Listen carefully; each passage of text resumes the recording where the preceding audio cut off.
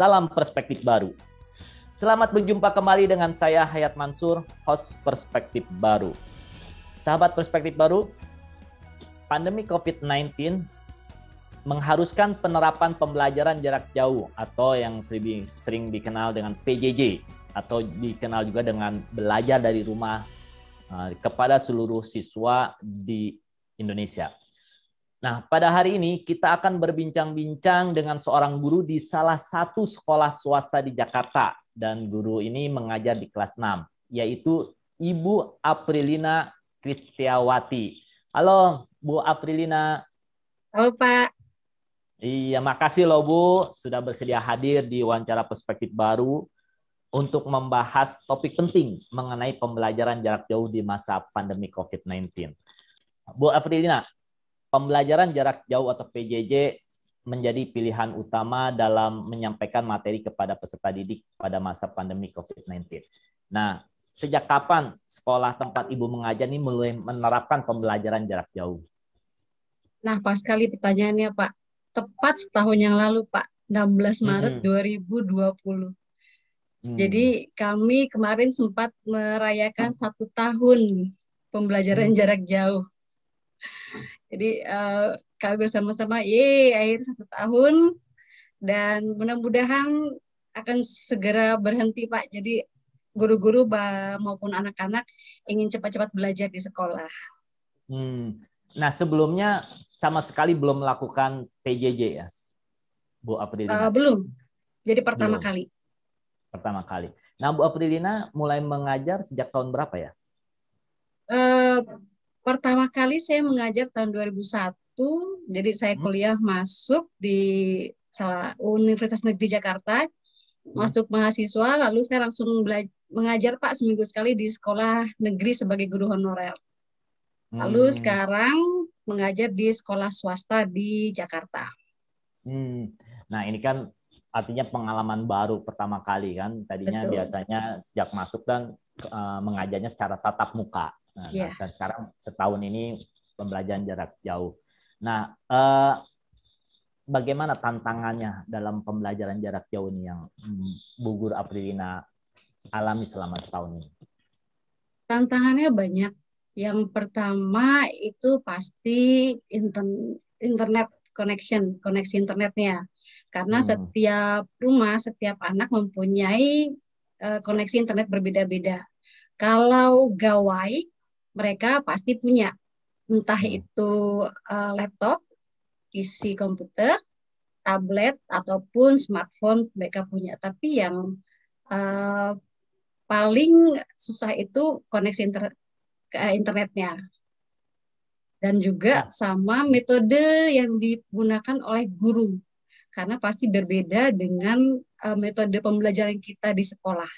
Nah, apakah kendalanya itu selalu terkait alat daring atau alat teknologi informasi seperti sinyal internet dan sebagainya? Apa nggak ada kendala selain itu? Ada, Pak. Itu tadi metode pembelajaran kita. Yang tadinya biasanya tuh siswa aktif. Nah, sekarang kalau misalnya guru tidak kreatif, itu untuk mengajak anak-anak aktif itu susah. Karena mereka kan juga jauh dan tidak semua murid didampingi oleh orang tua. Jadi karena mereka menggunakan gawai sendiri, jadi kita tidak bisa mengontrol mereka apa yang mereka buka, apa yang mereka lakukan. Jadi memang susahnya di situ mengontrol anak-anak juga. Nah, Ibu Aprilina ini apakah mendapat pembekalan terlebih dahulu untuk pembelajaran jarak jauh ini? Karena kan sebelumnya sejak mengajar sampai setahun yang lalu itu pembelajarannya aja selalu tatap muka, tiba-tiba harus pembelajaran jarak jauh. Apakah mendapat pembekalan terutama mengenai kurikulumnya? Awalnya kita mulai PJJ itu Maret. Jadi itu kan hampir berganti tahun ajaran baru. Jadi antara Maret sampai Juni itu sudah pasti kita tidak mendapatkan bekal apapun. Jadi seadanya, selama kita bisa ada Zoom, kita mengajar, ya cukup. Dan ada buku cetak, buku teks. Tapi setelah itu sekolah kami mengadakan berbagai pelatihan seperti cara mengajar dengan menggunakan metode pada saat pembelajaran jarak jauh atau bagaimana menggunakan berbagai aplikasi atau web yang bisa dipakai selama pembelajaran jarak jauh. Pembelajaran jarak jauh ini tentu saja berbeda dengan pembelajaran tatap muka. Nah, dan ini tentu akan berpengaruh dengan kurikulumnya. Nah, apakah kurikulum pembelajaran ini berubah total selama setahun terakhir? Sangat, Pak, sangat berubah total, betul. Pemerintah sudah memberikan kelonggaran yang penuh kepada sekolah untuk memberikan kebebasan setiap sekolah untuk menyelesaikan kurikulumnya. Contohnya untuk kelas 6 ini. Di kelas 6 ini biasanya mereka mengerjakan UN, tapi sekarang sudah tidak ada. Dan setiap sekolah diberikan kebebasan untuk membuat ujian akhir. Nah, ujian akhirnya itu tidak selalu tertulis. Jadi bisa berupa proyek. Mereka mengerjakan suatu proyek lalu dinilai oleh guru. Dan proyek ini juga bisa berkolaborasi. Jadi tidak hanya satu pelajaran, tapi bisa beberapa pelajaran. Jadi lebih memudahkan murid dan guru. Apakah murid memang bisa mengikutinya lebih mudah dengan pembelajaran jarak jauh? Karena selama ini kan murid di Indonesia terbiasa dengan pembelajaran tatap muka. Lebih sulit pastinya, Pak. Kalau misalnya kita tanya, kebetulan saya mengajar bahasa Indonesia untuk kelas 6, saya minta mereka untuk membuat cerpen, apa pendapatmu tentang PJJ. Kebanyakan mereka menulis, mereka merasa bosan, mereka tidak bisa bertemu teman-teman, tidak bisa bercanda, tidak bisa mengobrol, tidak bisa sharing. Jadi kebanyakan dari mereka tuh mereka mau pergi ke sekolah untuk bertemu teman-teman. Apakah ini akhirnya mempengaruhi psikologi anak sendiri dalam belajar di sekolah? Maksudnya saat PJJ, Pak? Ya, saat PJJ sehingga anak malas nggak mau sekolah lagi, lebih banyak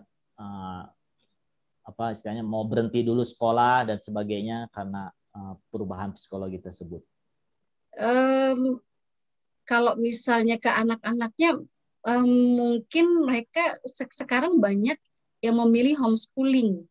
Jadi kalau misalnya homeschooling sepertinya lebih fleksibel daripada kalau misalnya mereka mengikuti pelajaran di sekolah standar seperti biasa. Jadi banyak sekarang yang memilih homeschooling.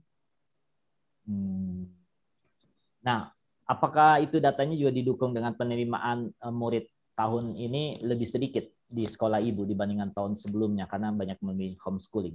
Betul, Pak. Itu jadi salah satu dampak dari sekolah kami.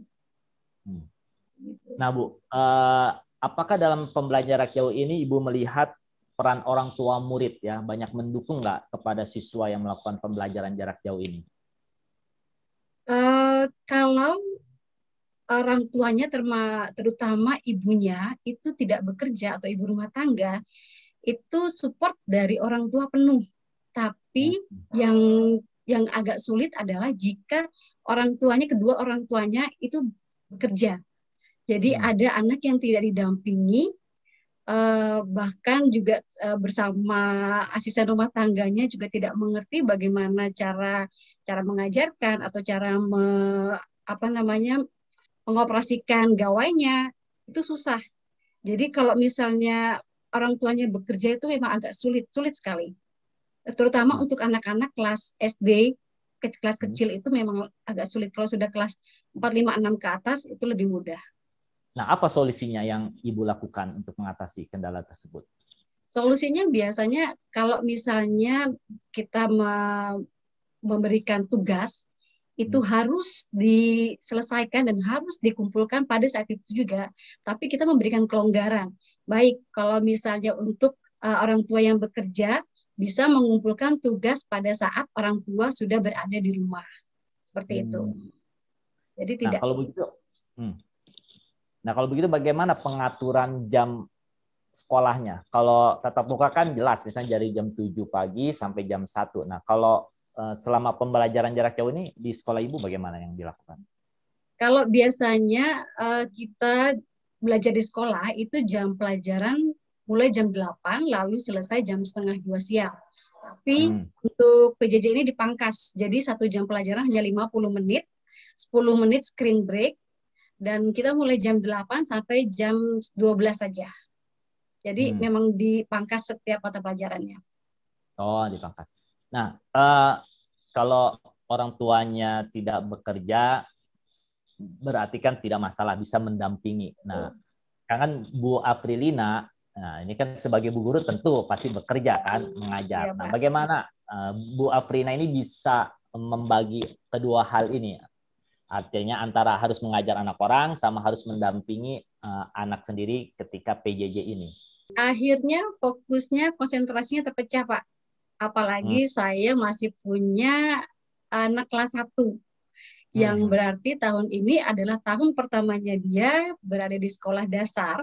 Belum waktu TK kan memang masih bermain seperti itu, jadi masih belajarnya masih belum serius. Sedangkan setelah naik kelas 1 ini belajarnya sudah serius. Jadi setiap saat akan panggil saya, Ibu, tolong ini apa? Ibu, tolong temenin.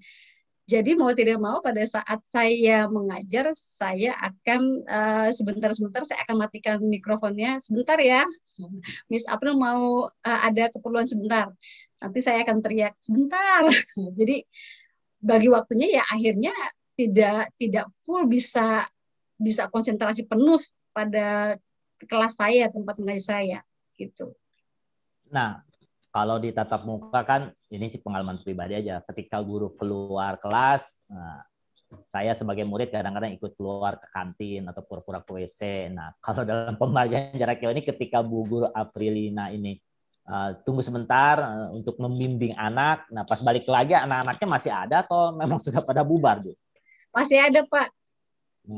Mereka masih ada, masih tetap stay di Zoom, tapi kita tidak tahu apa yang mereka lakukan. Kadang-kadang ada yang saya lihat dari kacamatanya layarnya berganti-ganti warna, berarti itu sedang nonton YouTube atau juga sedang bermain games. Nah, itu dia.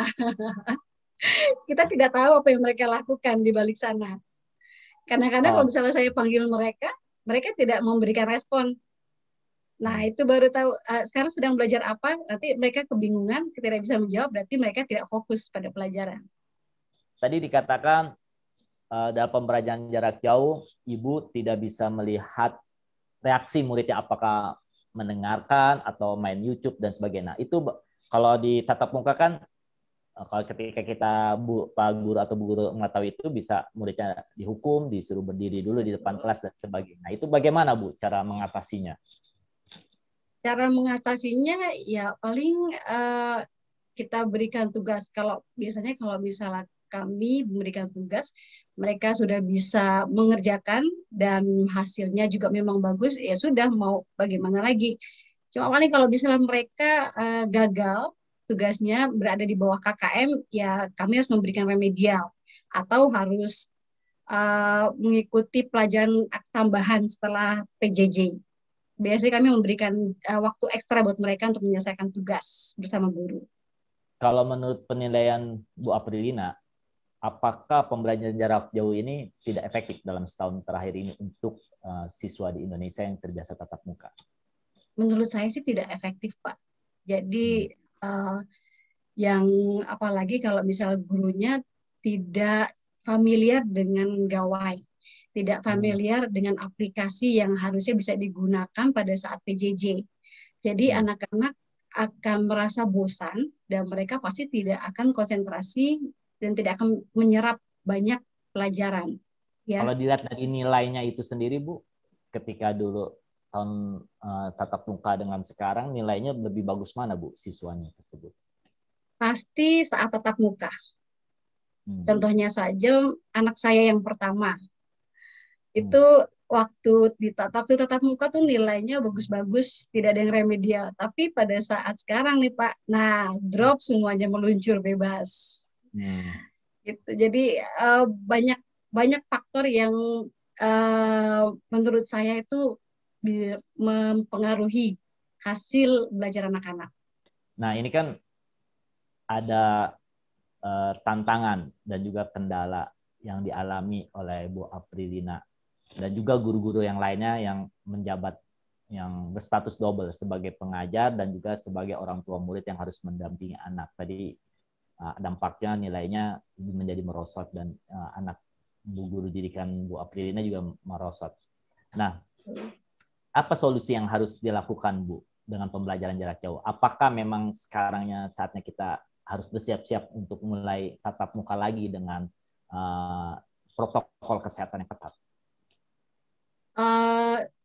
Sepertinya kita harus bersiap-siap dengan pembelajaran tatap muka dan dengan yang pastinya diikuti dengan protokol kesehatan, walaupun seperti yang sudah diputuskan oleh pemerintah, kementerian, bahwa nanti pada akhirnya orang tualah yang memegang keputusan apakah mereka akan mengizinkan anaknya pergi ke sekolah atau tidak.